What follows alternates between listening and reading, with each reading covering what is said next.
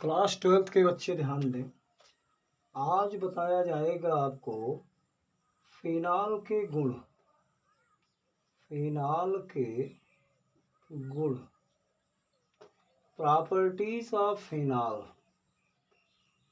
Properties of phenol. Phenol को अच्छी तरह से आपने पढ़ा है, कैसे प्रिपेयर किया गया, क्या स्ट्रक्चर होता है। आज मैं आपको बताने जा रहा हूँ फिनाल के गुण। और फिनाल के गुण में आपने देखा है अदर कार्बनिक यौगिकों में कि इसमें एक तो भौतिक गुण होते हैं, एक तो होता है भौतिक गुण जिसको हम लोग इंग्लिश में कहते हैं फिजिकल प्रॉपर्टी, फिजिकल प्रॉपर्टीज। दूसरा होता है रासायनिक गुण, रासायनिक गुण अर्थात केमिकल प्रॉपर्टीज, केमिकल प्रॉपर्टीज। अब दोनों गुण आपस में अलग अलग हैं, भौतिक गुण अलग होता है और रासायनिक गुण अलग होता है। तो किसी भी कार्बनिक यौगिक में उनके दो गुण हुआ करते हैं, एक होता है भौतिक गुण, दूसरा होता है रासायनिक गुण। भौतिक गुण में जैसे कि लिख सकते हैं आप कि फिनाल रंगहीन, विशिष्ट गंध का, विशिष्ट गंध का एक क्रिस्टलीय ठोस है, एक क्रिस्टलीय ठोस है जिसके क्रिस्टल सुई की आकृति, सुई की आकृति जैसे होते हैं, आकृति जैसे होते हैं। वायु के संपर्क में आने पर, वायु के संपर्क में आने पर यह गुलाबी रंग का हो जाता है, गुलाबी रंग का हो जाता है। इसका मतलब कि शुद्ध फिनाल जो होगा एक्चुअली वही कलरलेस होगा, बहुत साफ है। अगर फिनाल आपका प्योर है then it will be colourless, but if phenol comes in contact of air then it becomes pink in color, तो फिर वो गुलाबी हो जाएगा। बहुत क्लियर है। और सबसे बड़ी बात कि ये क्रिस्टलाइन सॉलिड होता है। फिनाल क्या है? एक क्रिस्टलाइन सॉलिड है जिसके क्रिस्टल देखे गए हैं सुई की आकृति जैसे होते हैं, जस्ट लाइक नीडल। इस प्रकार से फिनाल का मेल्टिंग पॉइंट 41 डिग्री सेंटीग्रेड तथा बॉइलिंग पॉइंट 182 डिग्री सेंटीग्रेड होता है। इसका मतलब क्या हुआ? इसका मतलब ये हुआ कि फिनाल एक क्रिस्टलीय ठोस है, सॉलिड है। तो मेल्टिंग पॉइंट का मतलब गलनांक जितने पर ये पिघलेगा, वो टेम्परेचर कितना है, कितने डिग्री सेंटीग्रेड पे फिनाल पिघलेगा? 41 डिग्री पर। और चूंकि ये अगर पिघल गया और लिक्विड स्टेज में आ गया तो फिर इसका मतलब ये बॉयल भी होगा। तो कितने डिग्री सेंटीग्रेड पर बॉयल होगा? 182 डिग्री सेंटीग्रेड। तीसरी चीज, फिनाल, फिनाल एक विषैला पदार्थ है, एक विषैला पदार्थ है, पॉइजनस सब्सटेंस है। त्वचा के संपर्क में आने पर, त्वचा के संपर्क में आने पर यह फफोले उत्पन्न कर देता है, फफोले उत्पन्न कर देता है। सिंपल है कि अगर कोई चीज पॉइजनस है, और अगर फिनाल में मैंने बताया था कि फिनाल में अम्लीय प्रकृति होती है, इसीलिए फिनाल को रंगे नामक वैज्ञानिक ने कार्बोलिक अम्ल के नाम से जाना। तो अगर वो अम्ल है तो अम्ल में जानते हैं संक्षारक गुण होता है, कोरोसिव नेचर होता है। कोरोसिव नेचर के कारण वो अगर स्किन के कांटेक्ट में आ गया तो ब्लिस्ट प्रोड्यूस कर देगा, यानी फफोले बना देगा वो। तो these are physical properties of phenol. ये फिनाल के भौतिक गुण हैं। लेकिन अगर मैं रासायनिक गुण की बात करूं तो रासायनिक गुण में जानना होगा कि आखिर फिनाल में कितनी प्रॉपर्टीज पाई जा सकती हैं। तो नंबर 1, फिनाल में OH बंध के विदलन के कारण, OH बंध के विदलन, और विदलन का मतलब होता है फिजन, यानी ब्रेक होना। विदलन, OH बंध के विदलन के कारण अभिक्रिया होगी। दूसरी अभिक्रिया इसमें होगी बेंजीन वलय के कारण, बेंजीन वलय के कारण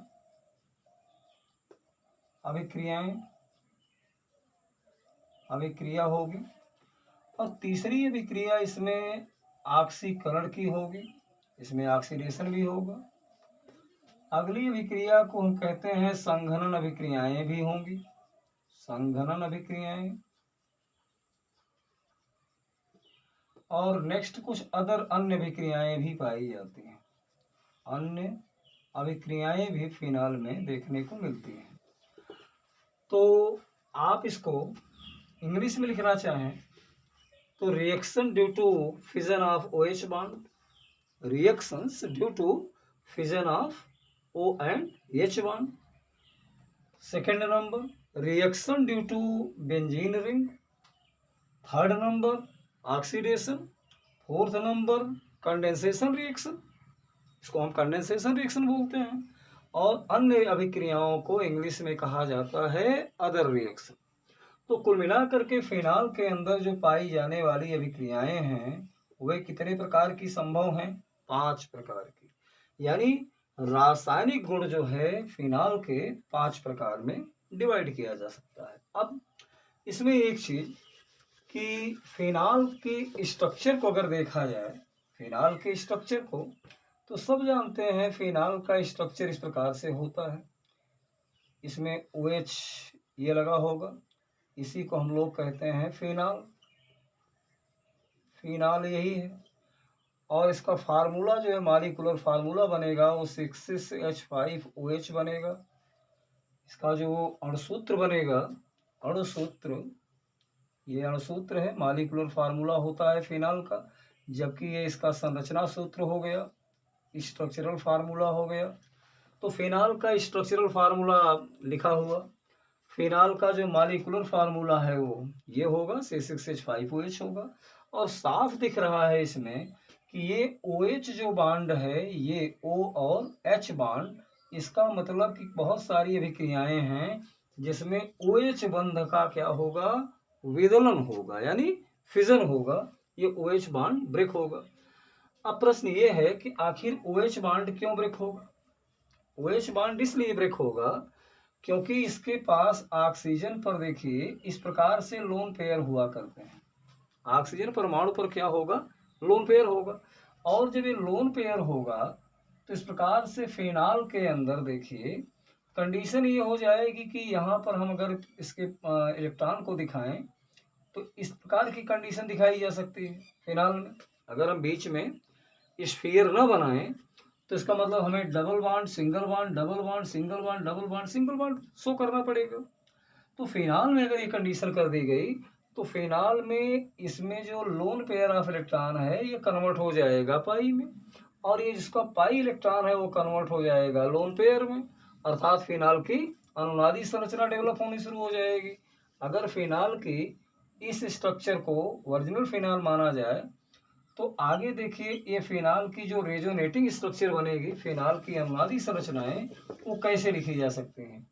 अब फिनाल में देखिए इस प्रकार की कंडीशन हो गई, साफ है कि यहाँ पर O और H के बीच में डबल बॉन्ड आ गया, इस पे H हो गया, इसका एक लोन पेयर जा चुका है और इस पे पॉजिटिव नेचर क्रिएट हो गया। अब पाई बॉन्ड का अगर डिस्प्लेसमेंट हो गया तो यहाँ पर भी निगेटिव, जबकि ये बॉन्ड अपनी जगह पर होंगे, नो चेंज।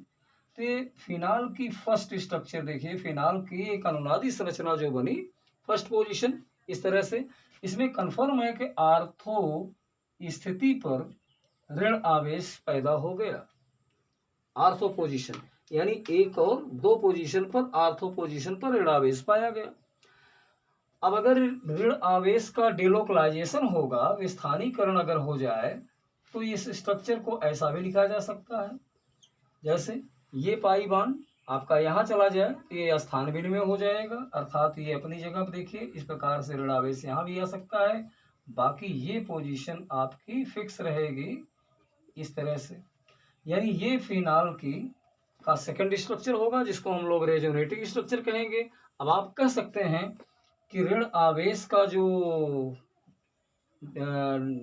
विसर्जन हो रहा है, डिस्पर्जल हो रहा है, वो आर्थो पर भी हुआ और पैरा पर भी हुआ। इसी प्रकार से अगर हम इसको ठीक इसका अपोजिट लिखना चाहें उस स्ट्रक्चर का, तो हम इस प्रकार से कर सकते हैं कि इस बॉन्ड को हम यहाँ कर दें, इस बॉन्ड को हम यहाँ कर दें, तो इसका मतलब है कि ऋण आवेश यहाँ पर भी डेवलप हो जाएगा। इस प्रकार से ये स्ट्रक्चर में देखिए लोन पेयर H और प्लस, यानी कुल मिलाकर के 3 अनुनादी संरचनाएं देने के पश्चात यह पुनः फिनाल में परिवर्तित हो सकता है। तो हमें अनुनादी जो संरचनाएं मिली फिनाल की, आर्थो पैरा निर्देशक होता है, निर्देशक यानी फिनाल कैसा होता है, आर्थो पैरा निर्देशक, आर्थो पैरा डायरेक्टिंग ग्रुप होता है फिनाल। तो फिनाल के बारे में कहा जा सकता है कि phenol is a ortho para directing group. यहाँ आप इसको लिख सकते हैं ortho para directing group, ortho para directing group होता है। क्यों होता है?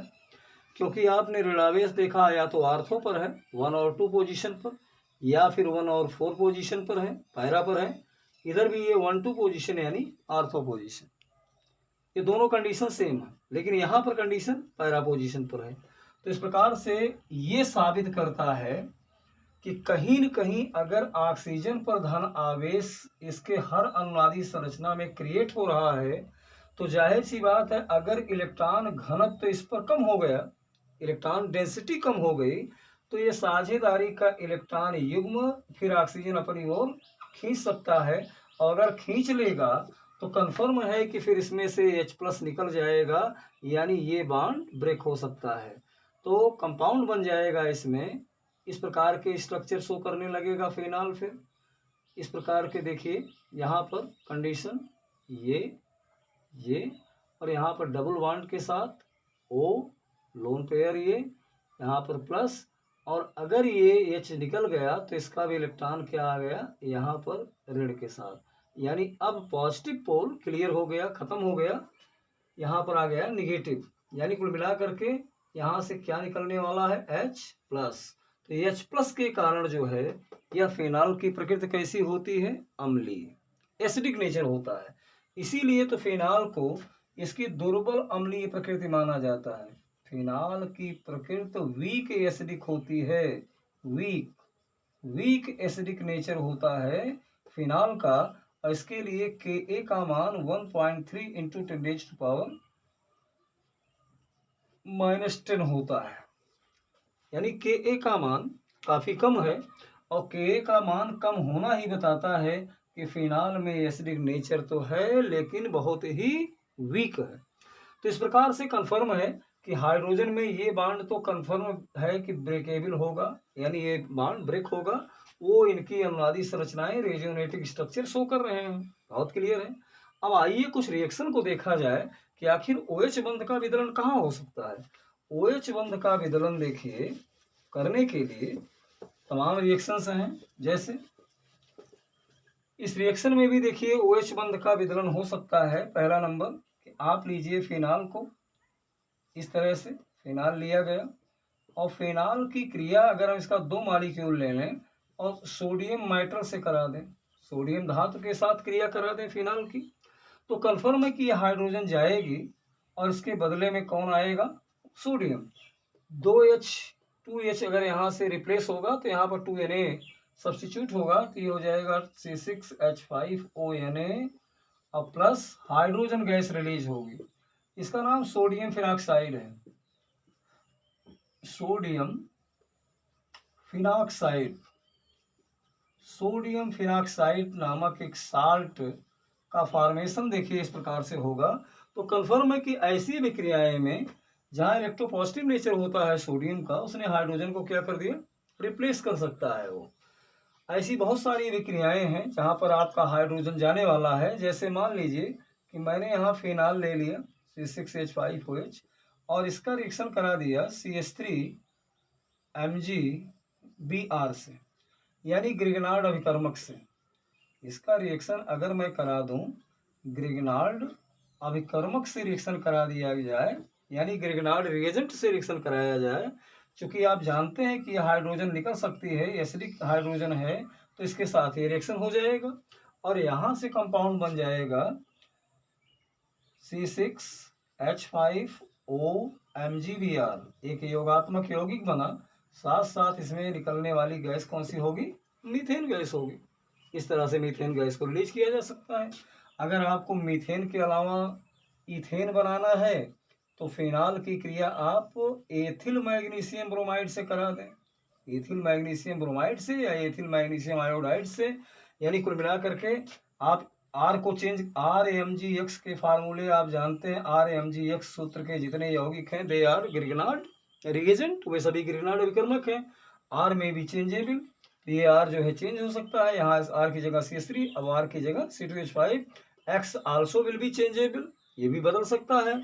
यहाँ पर मैंने Br लिया, यहाँ पर हमने I लिया, लेकिन कन्फर्म है ग्रिगनार्ड रिएजेंट में मैग्नीशियम इज कंपल्सरी एलिमेंट, यानी ये कंपल्सरी है, ये नहीं चेंज हो सकता है। तो कंपाउंड देखिए यहाँ से H को जानते हो, एसिडिक हाइड्रोजन, यहाँ से देखिए इथेन बन गई और इसी C6H5OMgI बन गया, प्लस यहाँ से C2H6 यानी इथेन का फॉर्मेशन। तो यहाँ से इथेन एल्केन बन गया और यहाँ से ये मीथेन बन रही है।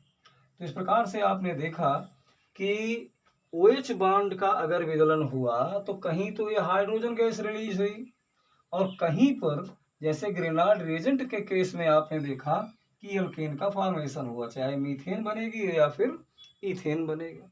ये तो एक कॉमन रिएक्शन हुए जिसमें हमने देखा किस प्रकार से OH बंध का क्या हुआ, विदलन हुआ। और भी रिएक्शंस हैं, और रिएक्शन में देखें कैसे हाइड्रोजन का विदलन होगा, हाइड्रोजन कैसे रिलीज होगी, यानी अम्लीय स्वभाव कैसे दर्शाएगा फिनाल। इसे जानने के लिए हम इसी फिनाल का रिएक्शन हम CH3COCl से करा दें और ये रिएक्शन होता है पिरीडेन की प्रेजेंस में। पिरीडेन की प्रेजेंस में ये रिएक्शन होता है, इसका नाम है एसिटिल क्लोराइड, एसिटिल क्लोराइड है ये। और यही रिएक्शन आप जो है फिनाल का CH3CO होल ट्वाइस O से भी करा सकते हैं, एसिटिक एनहाइड्राइड, एसिटिक एनहाइड्राइड से भी ये रिएक्शन पॉसिबल है और एसिटिल क्लोराइड से। और इस अभिक्रिया में देखिए, इस अभिक्रिया का नाम एसिटिलीकरण भी होगा, एसिटिलेशन, एसिटिलेशन, इस अभिक्रिया का नाम एसिटिलेशन कहा जा सकता है, क्योंकि इतने समूह को देखिए CH3CO को बोला जाता है एसिटिल, और एसिटिल इसमें भी है, बल्कि इसमें एक एसिटिल है, इसमें तो दो एसिटिल है। तो जब एसिटिल समूह कहीं अटैक करे फिनाल पर, और ये आपके जानते हैं ये दोनों आपके फिनाल हैं, ये फिनाल हुआ, फिनाल पर मैं अटैक करा रहा हूँ किससे, एसिटिल क्लोराइड से अथवा एसिटिक एनहाइड्राइड से। तो चूंकि इसके पास एसिटिल समूह मौजूद है, अतः अब इसकी हाइड्रोजन जाएगी Cl के पास। ये देखिए यहाँ से, यहाँ पर तो चलिए ठीक है, तो बाद में ब्रेकेबल दिखाया जाएगा। यहाँ से ये Cl देखो ये एलिमिनेट हो गई, अम्लीय हाइड्रोजन जाएगी Cl के पास, तो पूरा पूरा एसिटिल समूह जाके जुड़ जाएगा उस कंपाउंड से। कंपाउंड क्या हुआ, C6H5OCO CH3, इसको कहते हैं फेनिल एसीटेट। फेनिल एसीटेट नामक बन गया एक एस्टर, और निकलने वाली जो साइड प्रोडक्ट हुआ वो HCl है। इसी प्रकार से अगर हम एसिटिक एनहाइड्राइड को थोड़ा सा इस प्रकार लिखें ताकि समझ में आए, CH3CO CH3CO whole twice O, इसको ऐसा भी लिखा जा सकता है एसिटिक एनहाइड्राइड। इसको अगर इस प्रकार से लिखेंगे तो कंडीशन वही होगी, पिरिडीन की प्रेजेंस में रिएक्शन होगा। अगर पिरिडीन की प्रेजेंस में रिएक्शन होगा तो कन्फर्म है कि यहाँ से एक एसिटिल समूह का प्रवेश होगा और बदले में क्या निकलेगा, यहाँ से ये OH बंध का विदलन हुआ, यानी ऑक्सीजन और हाइड्रोजन बॉन्ड जो है ये ब्रेक होंगे इसमें फिनाल से। फिनाल से हाइड्रोजन और ऑक्सीजन बॉन्ड का विदलन पढ़ रहे हैं आप, तो H निकलेगा जब, तो H ये CH3COO के पास आ जाएगा और ये समूह जाके वहाँ जुड़ जाएगा। कंपाउंड वही बना C6H5O CO CH3, यानी फेनिल एसीटेट बना। फेनिल एसीटेट नामक कंपाउंड बना, प्लस इसके बाद इसमें CH3COOH भी बन जाएगी जो कि साइड प्रोडक्ट है, यानी बाई प्रोडक्ट हुआ। तो अपने पास एक कंपाउंड बन गया फेनिल एसीटेट। अब फेनिल एसीटेट में एक अद्भुत गुण पाया जाता है। जैसे कौन सा अद्भुत गुण है फेनिल एसीटेट में? अब आज इस कंपाउंड को देखें, इसका स्ट्रक्चरल फार्मूला ऐसा लिखा जा सकता है, इसमें OCO CH3, यही तो आपका फेनिल एसीटेट होगा। फेनिल एसीटेट जो यहाँ पर एस्टर बना है, ये फेनिल एसीटेट, इसका स्ट्रक्चरल फार्मूला ये होगा। इसी फेनिल एसीटेट को अगर हम गर्म कर दें निर्जल AlCl3 की प्रेजेंस में, निर्जल AlCl3 एनहाइड्रस AlCl3 की प्रेजेंस में मैंने फेनिल एसीटेट को क्या कर दिया, हीट कर दिया, तो इसमें कंडीशन ये डेवलप हो जाती है। यहाँ पर एक कंपाउंड इस प्रकार से देखिए, अगर आर्थो पे कार्बन और हाइड्रोजन है और ये हाइड्रोजन जाएगी तो यहाँ से हाइड्रोजन ये कहाँ जाएगी, आर्थो पोजीशन से इस पर आ जाएगी। तो ये लेकिन ये दिखाया नहीं जाता, ये अंडरस्टूड है। यहाँ पर ये OH यहाँ पर आ गया और यहाँ आर्थो पोजीशन पे लग गया आपके पास कंपाउंड कौन सा, यहाँ पर COCH3, इसको कहते हैं आर्थो हाइड्रॉक्सी एसीटोफिनॉन। एसीटोफिनॉन बन गया ये, लेकिन आर्थो ही नहीं बनेगा, ये पैरा पर भी जा सकता है, क्योंकि अभी मैंने बताया था कि ऋण आवेश कहाँ कहाँ होगा, या तो आर्थो पर होगा या फिर पैरा पर। यानी फिनाल जो आपका था, फिनाल का डेरिवेटिव है, तो फिनाल का में कंडीशन क्या थी, या तो नेगेटिव चार्ज कहाँ था, आर्थो पर या फिर पैरा पर। तो पैरा पर इस प्रकार से ये कंडीशन आ सकती है कि पैरा पोजीशन पर भी ये जा सकता है, OH यहाँ पर होगा और COCH3 यहाँ पर भी आ सकता है। इस कंपाउंड को कहेंगे पैरा हाइड्रॉक्सी एसीटोफिनॉन। एसीटोफिनॉन बन गया, फिनॉन बना। वास्तव में इस अभिक्रिया को हम कहते हैं फ्रीज पुनर्विन्यास। फ्रीज पुनर्विन्यास, इसको अंग्रेजी में फ्रीज रीअरेंजमेंट